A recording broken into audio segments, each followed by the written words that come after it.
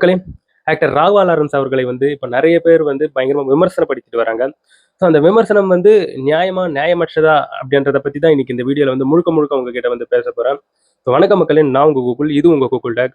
மக்களே, திருச்சி கிழக்கு தொகுதியில ராகவா லாரன்ஸ் அவர்கள் வந்து டிவிகே சார்பாக அந்த தொகுதியில வந்து வேட்பாளராக போட்டியிடப் போறாரு அப்படின்கின்ற இவ்வாறான விஷயங்கள் வந்து சுற்றி திரிஞ்சிட்டு இருந்தது. ராகவா லாரன்ஸ் அவர்கள் வந்து நான் வந்து கன்ஃபார்ம் பண்றேன்ப்பா அப்படின்ட்டு அவர் வந்து 11th டேட் சொல்லியிருந்தாரு. பிரஸ் மீட்ல வந்து அரசியல் சார்ந்து இருக்கக்கூடிய விஷயங்களை என்னுடைய அடுத்த கட்ட நகர்வுகளை சொல்றேன் அப்படின்னு சொல்லியிருந்தாரு. அதுக்கப்புறம் 12th வந்து சொல்லிட்டாரு. ஸோ இந்த மாதிரி நான் வந்து அரசியலுக்கு வரலாமா வர வேணாமா நீங்க சொல்லுங்க, உங்களுடைய முடிவு தான் எனக்கு முக்கியமானது அப்படின்ட்டு ஒரு பெரிய ஒரு ஸ்டோரியை அவர் வந்து பேசியிருந்தாரு.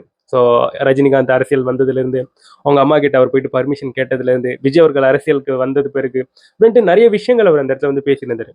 இப்போ ரீசெண்டா என்ன பிரச்சனை எழுந்திருக்குன்னா லாரன்ஸ் அவர்களை பற்றி, அதாவது இன்னைக்குங்க, இப்போ ரீசெண்டா அவர் வந்து ஒரு பிரஸ் மீட் வந்து கொடுத்திருந்தாரு. அந்த பிரஸ் மீட் கொடுக்கும்போது அவர் வந்து நிறைய விஷயங்களை வந்து பேசியிருந்தார். அந்த சமயத்துல பிரஸ் பீப்புள் இருந்துகிட்டு டிவிகே கவர்மெண்ட் பத்தி வந்து கேட்டாங்க.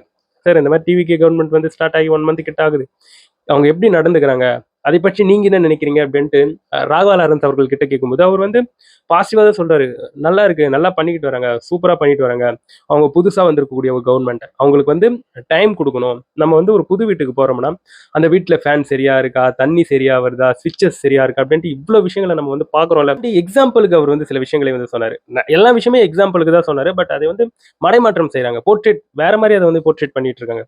அதாவது நிறைய நாய்கள் இருக்கும், அந்த நாய்களுக்கு வந்து பிஸ்கெட் பிடிக்குமா இல்ல பிரியாணி பிடிக்குமான்னு தெரியாது. ஆனா ஒரு சில நாய்களுக்கு இந்த இடத்துல வந்து பிரியாணி வந்து ரொம்ப பிடிக்கும். ஸோ அந்த மாதிரி இந்த இடத்துல வந்து யாருக்கு என்னென்ன தேவைன்றது வந்து ஃபர்ஸ்ட் நம்ம தெரிஞ்சுக்கிட்டு தான் அதுக்கேற்பவாறு நம்ம வந்து பண்ண முடியும்.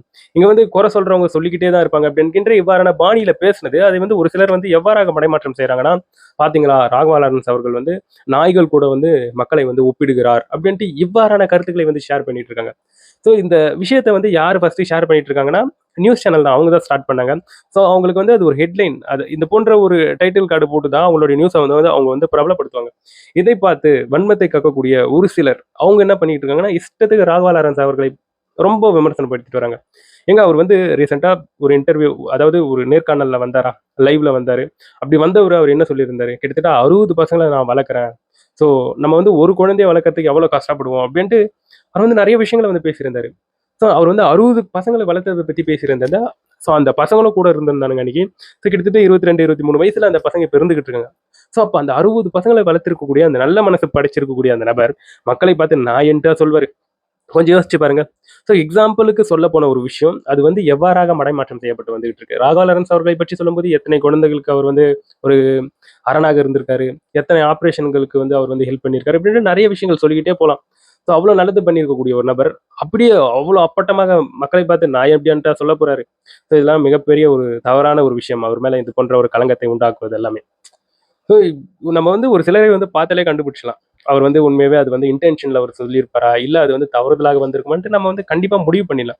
ஸோ அது போன்ற ஒரு பட்சத்தில் ஒரு எக்ஸாம்பிள் வந்து இங்க வந்து தவறாக போர்ட்ரேட் செய்யப்பட்டு வந்துகிட்டு இருக்கு அப்படின்னு தான் இந்த இடத்துல வந்து என்னால சொல்ல முடியும். எனிவே நண்பர்களே, இதை பற்றி நீங்க என்ன நினைக்கிறீங்கன்றது என்னோட கமெண்ட் செக்ஷன்ல வந்து பதிவு பண்ணுங்க. நான் வந்து உங்களை அடுத்த ஒரு வீடியோல பார்க்குறேன். பாய் நண்பர்களே.